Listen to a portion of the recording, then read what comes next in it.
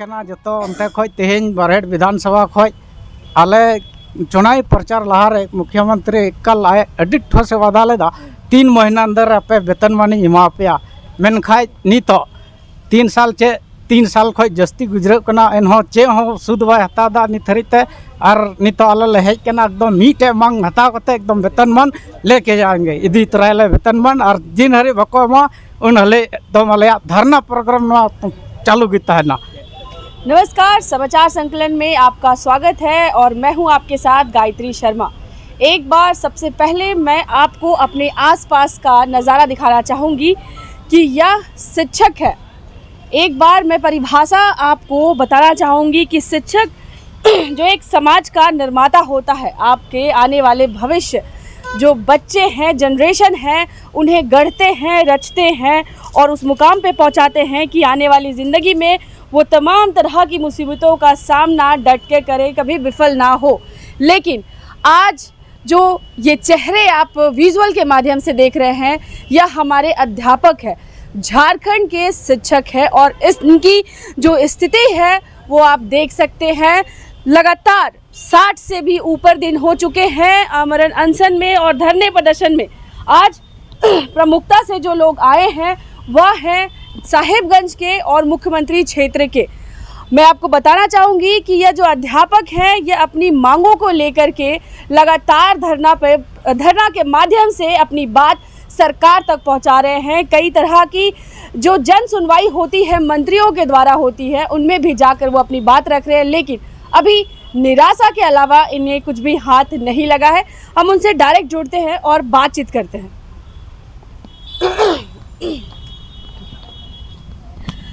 Madam, क्या नाम हो गया आपका? जी, मेरा नाम सुषमा कुमारी है। आप कहाँ से आई हैं? साहेबगंज जिला बड़हड़वा प्रखंड से। लगातार अनशन किया जा रहा है, प्रदर्शन किया जा रहा है, शांतिपूर्ण तरीके से किया जा रहा है। नेता लोग हैं, इन लोगों के कान में जूं तक नहीं रेंग रही है, इनके आंखों में सील भी नहीं है, पर्दा भी नहीं है कि पिछली बार जो बहाली हुई थी 2012 में, उसमें जो भी टेट पास हैं और उनकी नियुक्ति सीधी नियुक्ति हो गई थी। अब जो 2016 उसमें भी बचे हुए हैं, 2012 के भी कुछ बचे हुए हैं और 2016 में भी बहुत सारे टेट पास हैं और हमारा सीट जो है, जितना सीट है उतना ही हमारे टेट पास शिक्षक हैं। लेकिन ये अब एक नई नियमावली लेके आ गए हैं, 9 घंटा का एग्ज़ाम। आप एक भी चेहरा बताइए, कोई भी एग्ज़ाम देने लायक अब चेहरा, अब क्या उम्र बची है किसी की भी? क्या आप इतने दिनों से जो ये पढ़ा रहे हैं विद्यालय में, क्या इनमें वो अर्हता नहीं है? तो इसका मतलब कि सरकार किससे पढ़वा रही है?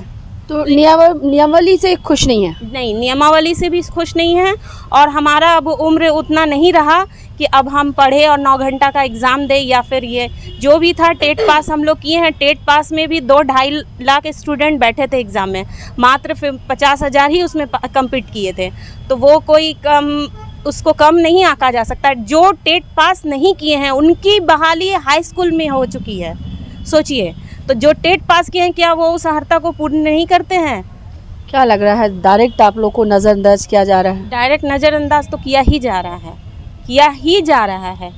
मतलब वो ध्यान सोच ही नहीं रहे हैं, देख ही भी नहीं रहे हैं हमारे तरफ कि हाँ, जबकि हमारी संख्या भी कम है और सीट उतना ही है और फिर भी इनको सीधी नियुक्ति देने में पता नहीं क्या आपत्ति हो रही है। सरकार की तरफ नाराज़गी इनकी जायज़ है। जो नियमावली है उन्हें त्रुटिपूर्ण माना जा रहा है इन अध्यापकों के द्वारा। उनका कहना है कि अब ना तो वैसी एज बची है और ना ही अब वो क्षमता रही है कि 9 घंटे एग्ज़ाम दे करके वापस से नियुक्ति पाए। आज हम और भी यहाँ पे लोग हैं, उनसे जुड़ेंगे। आप कहाँ से आए हैं? साहेबगंज जिला से। कितनी नाराज़गी है सरकार को लेकर? हम लोग में बहुत नाराज़गी है, क्योंकि हम लोग को अभी तक सीधी नियुक्ति होना चाहिए। काहे कि 13,000 हम लोग का जो अंश है 50%, उसमें से हम लोग 14,000 मात्र हैं और हम लोग को सीधी नियुक्ति मिलना चाहिए। सरकार तो लगातार वैकेंसी निकाल रही है, ऐसा उनका कहना है। हाँ, 7 साल बाद निकाली है वैकेंसी। कहाँ बोल रहे हैं कि लगातार निकाल रही हैं? 7 साल हो गया, पिछले सिलेक्शन जो हुआ है 7 साल पहले हुआ है और उसके बाद आज भी वैकेंसी के लिए वो भी त्रुटिपूर्ण निकला हुआ। बहुत मेहनत लगता है एक परीक्षा को पास करने में, उसके बाद उम्मीद रहती कि नियुक्ति हो जाएगी, लेकिन यहाँ पे वैसा कुछ नज़र नहीं आ रहा है।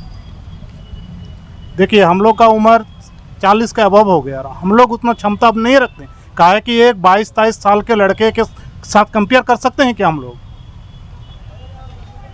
और सरकार से क्या मांगे? हम लोग को एक ही मांग है हम लोग का, वेतनमान हम लोग को सीधे दिया जाए। अगर सरकार नहीं सुनती है तो आपका आगे का क्या कदम होगा? देखिए, सरकार यदि हमारी बातों को नहीं सुनती है तो मेरे पास आने वाले समय में बहुत सारी रणनीतियाँ बनी हुई है। कारण है कि अभी हम लोग शांतिपूर्ण ढंग से यहाँ पर धरना प्रदर्शन पर बैठे हुए हैं, आमरण अनशन पर बैठे हुए हैं और बार बार सरकार को ये कह रहे हैं कि आपने जिन खुले मंचों से लगातार 3 महीने पे आपने वेतनमान की बात कही थी, हर एक चुनावी सभा में आपने ये कहा था कि मैं जब जीत करके आऊँगा तो 3 महीने में आपको वेतनमान दूंगा। और इतना कहने बाद चुनावी हर एक सभा में मैं आपको ये प्रूफ दूंगा कि मुख्यमंत्री नहीं बनने से पहले हर एक बार उन्होंने कहा कि मैं 3 महीने के अंदर आपको वेतनमान दे दूंगा। यदि हमारी सरकार बनी, हमने एड़ी चोटी एक करके सरकार को बनाने में अपनी अहम भूमिका निभाई और सरकार बनने के बाद इन्होंने लगातार 4 साल तक हमको अनसुना करके रख दिया। अब हमारे पास समय नहीं है, ना ही सरकार के पास समय है। तो मैं सरकार से यही कहना चाहूँगा कि ना आपके पास समय है, ना मेरे पास समय है। अब अविलंब मेरी बातों को सुने। कारण ये है कि आप हमारी एग्जाम लेकर के आप हमको कहाँ भेजना चाहते हैं? मैं तो वहाँ पूर्व से 20 सालों से मैं वहाँ पर पढ़ा रहा हूँ। मेरा तो वही काम ही है। मैं 20 साल से पढ़ा रहा हूँ और फिर एग्जाम लेने के बाद फिर आप कहते हैं आपको वही काम करना है। तो ये तो दोहरी बात हो गई ना। मैं तो वो काम खुद कर ही रहा हूँ और आप कहते हैं एग्जाम दीजिए फिर वही काम कीजिए।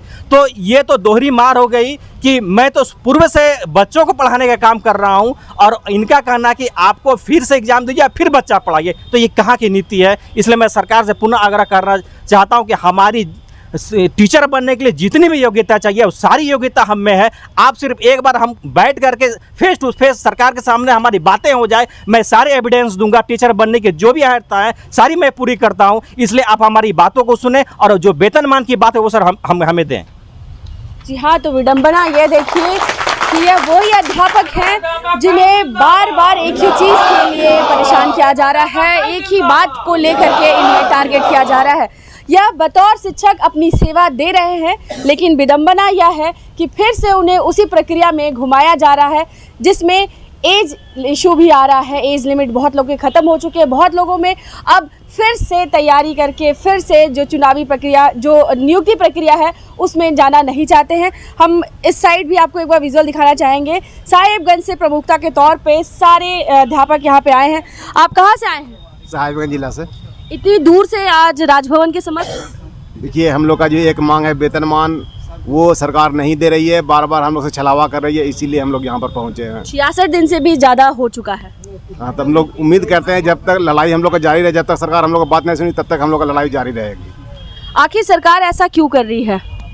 सरकार तो दोहरी नीति अपना रही है।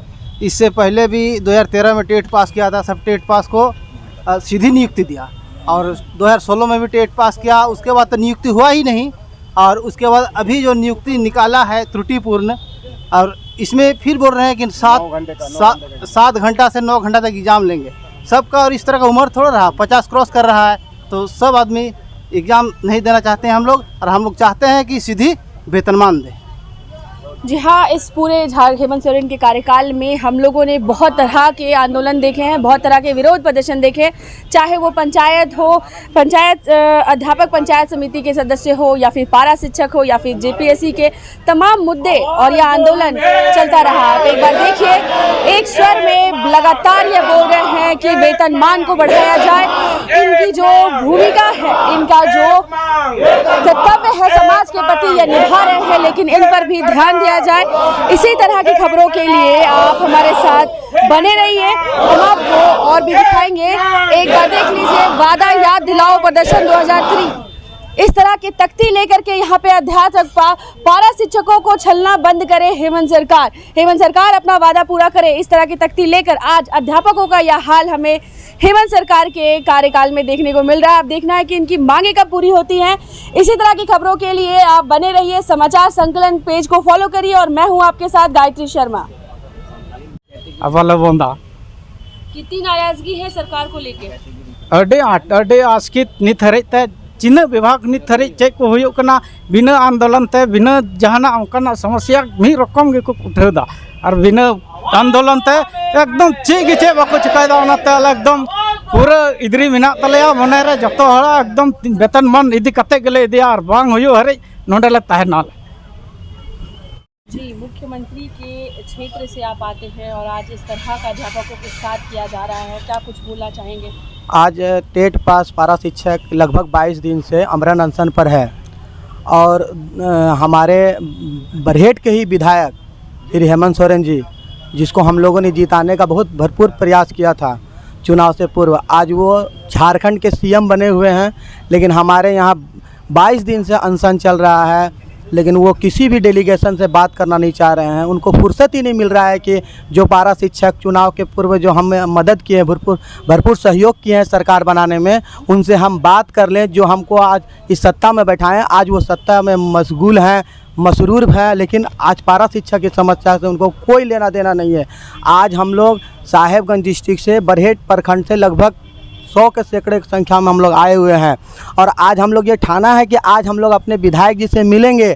अगर वो हमसे नहीं मिलते हैं तो हम आपके मीडिया के माध्यम से ये कहना चाहूँगा कि आपने जो 2019 से पूर्व जो हर मंच में बरहेट विधानसभा में हर सभा में, यहाँ तक कि हमारे प्रतिनिधि के साथ आपके प्रतिनिधि जो विधायक प्रतिनिधि जो उनसे हमसे बात हुई थी कि आप हमको सरकार में लाइए, हमको सत्ता दीजिए, हम आपको 3 महीना के अंदर पारा शिक्षकों को वेतनमान देने का काम करूँगा।